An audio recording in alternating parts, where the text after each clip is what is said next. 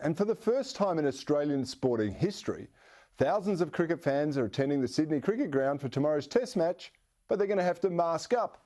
And fans from any of the New South Wales hotspot areas are facing a $1,000 fine if they attend the match. Now, state premiers are being accused of double standards over restrictions such as these. So to settle it, Prime Minister Scott Morrison has announced he's going to convene an early national cabinet with state premiers and chief ministers to take place on Friday morning. Well, let's bring in my panel to discuss this. Joining me this evening is Liberal Party Vice President Teena McQueen and GT Media Communications Consultant Elizabeth Storer. Welcome, ladies, and I'm going to start with you, Teena. You're an insider in the Liberal Party. You're an insider in the Liberal Party. What is going on here where some people are allowed to attend certain things? You've got to mask up. I mean, what else is this going on in the state of New South Wales? Oh, I'm so confused, Cory. Honestly, there's so many people confused. All I know is here at Circular Quay, there's about 2 businesses left. It's really quite tragic. I mean, normally New Year's Eve here is magnificent. I couldn't even be here this year because it was so depressing. You know, I'm not sure where to go. My mother's in a hotspot. My daughter's in a hotspot. It's awful. But there's also, I mean, I was fortunate enough to go to the opera last night, Cory. The opera was fabulous, but I was told there'd be 25% capacity, so it'll be safe. Let me tell you, the place was packed. I saw the Arts Minister there, Don Harmon, very good seats, as he should have as the Arts Minister. But, you know, there were people masked up. But if you had a drink or something there, you'd have to wear the mask. So I just sucked on water all night during the opera and didn't really have the mask on much at all. But I felt of these poor buggers that are suffering, and I really felt guilty even being at the opera, as wonderful as it is, because people are hurting, Cory. Businesses are hurting. And I don't think the state government realises that. And I think as for the National Cabinet on Friday, get rid of the premiers. The Prime Minister has to take control and open everything up. We've had enough. This is nuts. Teena, I've just got to ask you this. Were people social distancing at the opera? And where was the Arts Minister? Did he have people with him, or was he keeping away from everybody? What was going on there? No, people seated alongside him. The former Arts Minister that was there as well. So they were all there. No, look, I thought there'd be rows and rows in between people and 6 seats apart. None of that. There were some empty seats, but I suspect that's people that were at their country residences and not in a hotspot. But I got a shock because I thought there would only be a few of us there. But Liz Storer, isn't this a bit of duality or hypocrisy? They're stopping some people from going to the SCG to watch the test. They're limiting the number of people that are allowed there. They're doing ID checks to make sure you're not from a hotspot with $1,000 fines, and you've got to wear a mask. But you can go to the opera in Sydney and cosy up to the person next to you, have a couple of libations, and no one's checking your ID. What's going on? Yeah, honestly, Cory, it is consistent, though, with what we've seen throughout last year, just making no sense. Thousands attending the AFL final while churches and other businesses were still limited for capacity. This just keeps going on. Last month, we saw the Sydney to Hobart yacht race cancelled. This wasn't an AFL grand final where you've got teams crawling all over each other. These teams couldn't even climb onto separate yachts and troll the ocean, for crying out loud. Then we had the Melbourne Council cancelling their New Year's Eve fireworks, but hosting a 2-day food and wine festival in the heart of the CBD, like brains of a nation. And here at the SCG for the cricket, we've cut the capacity to less than a quarter, and yet you know full well the public transport to get these guys there and home again, they'll be packed in like sardines. It's absolutely laughable. But Cory, even though they got you to mask up at the opera, there's things like there were hundreds using the bathrooms. Now, I'd be more concerned touching the toilet doors and taps and everything where everyone's touched than the mask. So none of it makes any sense. And I know it seems, you know, a little bit comical, but it's actually very serious because, as I said, I have friends in business going backwards at a rapid rate. There's one business when the Premier announced last week the mask and further restrictions. In 2 days, Cory, lost $2.5 million.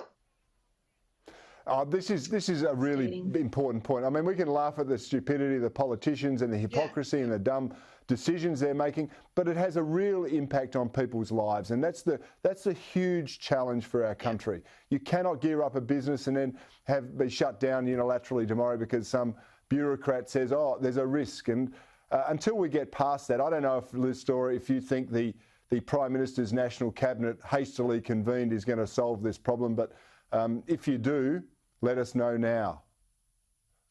Look, I understand that at the Cabinet they'll also be talking about cracking down on international arrivals, putting tougher measures around that. I think that's perfectly common sense. We've had roughly 28,000 cases all up in Australia, and almost a quarter of those have been from overseas. So I think trying to stop importing them is a great idea, especially now when we've just discovered this new strain in the UK. But I think what the Cabinet really needs to start talking about is not having another COVID safe app on their hands in terms of this vaccine. For a long time, we've made sure that it's coming, which is great. But now it is very much nigh, and I don't think enough has been done to get Australians on board with getting the jab. There's still heaps of skeptics out there. We saw this with the COVID Safe app. Government rolled it out with the best of intention, turned out to be a dismal failure. In a vaccine, we're asking people to do something far more invasive, and I don't think the government's done enough to get people on board. I've got to interrupt you there because I'm not going to let you get away with the COVID Safe app was a dismal failure because people like me refused to download it. It didn't work. And me, Cory, and me. It was just a dud. It was not only sold badly, it didn't work. But Teena, Liz makes an interesting point about the vaccination program, but I did pick up some subtleties from the Prime Minister today. There was they brought forward the rollout of the vaccine by a couple of weeks, so it's early March. But the Prime Minister said he resisted pressure to do it any further, any closer than that, because he said, we're not going to rush, we're not going to put people's health at risk, we want to make sure it's safe. That sort of implies that the jury's still out on it, doesn't it? Well, Cory, personally, this jury's still out. I had to have a whooping cough shot before I saw my first grandchild. The doctor said, no worry, there's no side effects, nothing. Cory, I was 3 weeks in hospital. I had a violent reaction to the whooping cough shot. I was 2 weeks in hospital, the flu shot. These jabs don't work for me. So I'm sure there's people out there that our system doesn't cope well with any sort of vaccination. So I've got to put a lot of thought into and a lot of study into the vaccinations they'll be bringing in. And Cory, if it's not such a huge problem here, I'm concerned about vaccinating a lot of people for something that few people have. So at the moment in New South Wales, there's no one in hospital, and that irritates me. They're just not terribly sick. I guess I'm just expressing frustrations from everyone that are in these hot spots at the moment. Yeah. Hey, what about the news that the Australian government had to print about $15 billion in new cash in the last year because people are hoarding cash, even though apparently it's dirty. The $50 notes are in great demand. The hundreds are scarcely seen, but they keep printing those as well.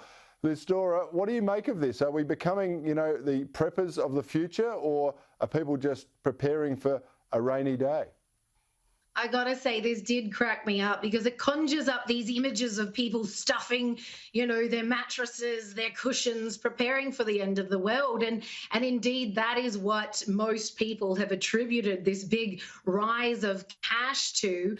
I read recently some economists saying most of these notes will never see the light of day. They're not really going into circulation. People are withdrawing them and keeping them. So it really is like people, stashing tin cans in a bunker type thing, and I think that's what we've seen happen in the previous year, hence these numbers. Yeah. Hey, I've got to go quickly, but from both of you, I'm interested. Joe Biden is expected to become president tomorrow, or president-elect officially tomorrow. The inauguration parade apparently is going to be a virtual event where if you raise $1 million for their campaign, you can have a priority seat at the virtual event, which I presume is going to be zoomed from your own living room. Is this just taking things a bit too far, or are they just desperate for cash themselves, Teena? Oh, I think they're trying to prove a point, you know, and that their high-tech mates will all be in attendance with a couple of mil each with their families. I think it's ridiculous. I mean, you think of all the wonderful inaugurations, even if you didn't particularly like the president, it's a wonderful spectacle, and for people to be there, I think it's a shame. I mean, America is just being deprived of everything, and we can only hope we pick up that final seat.